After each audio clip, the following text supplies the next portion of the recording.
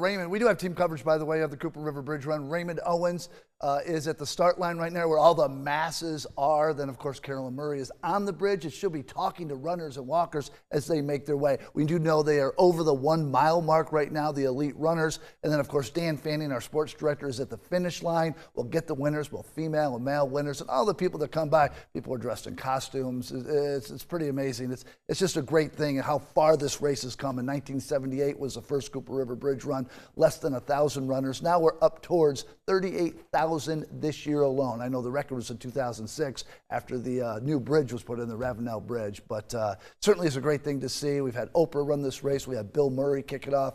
So a lot of fanfare that comes along with this, one of the largest 10Ks in the world. Let's continue our team coverage. We're going to get up on that bridge as the runners get over it.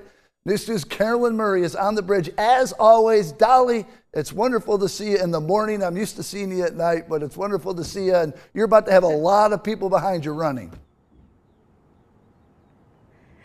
You're absolutely right, Brendan. Some of my favorite people, in fact, the runners, walkers, people who just want to get across this bridge in 6.2 miles, making their way from Mount Pleasant all the way to downtown Charleston. One of the best events in this country, certainly one of the strongest 10Ks.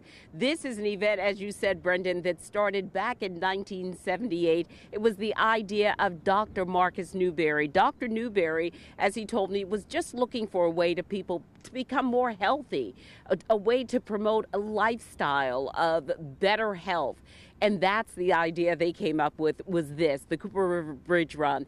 They anticipated about 500 people that first year, and they actually surpassed that with more than 700 people just in the first year. And one of the other interesting things about the first year, the cost to be a part of the race, only $3, if you could imagine that. Well, it has grown to be a real economic driver for this community and one that really builds community spirit. I'm going to step out of the way because look at this. You can see the bright lights of the police officers, and right behind them, of course, the elite runners in this race coming right past News 2 on Coleman Boulevard as the top runners are already starting to make their way up this first hill, our mountain in Charleston, if you will, coming up the Ravenel Bridge. The first runners in this race making remarkable time already.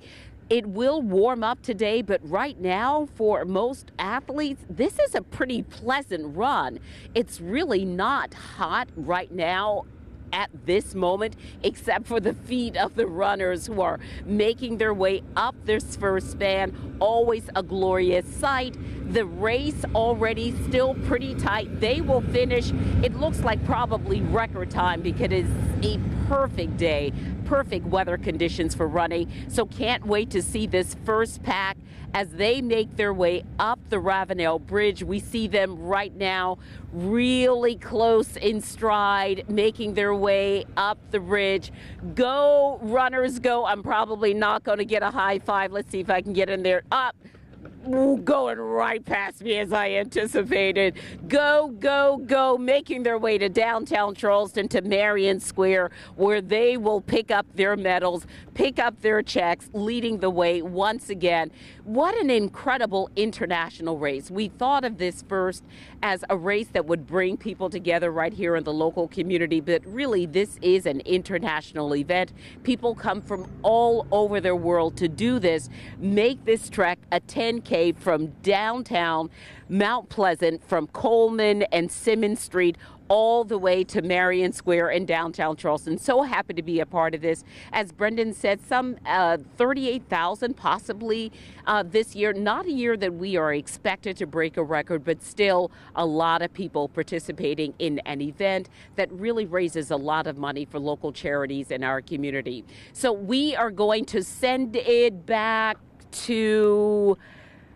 We're going to go to a break, in fact, as we start to see these first runners make their way up the Ravenel Bridge. So this is it, the 48th annual Cooper River Bridge Run. We are covering it from start to finish. So glad these folks are getting over it, and we will show you every bit of this race. Stay with us.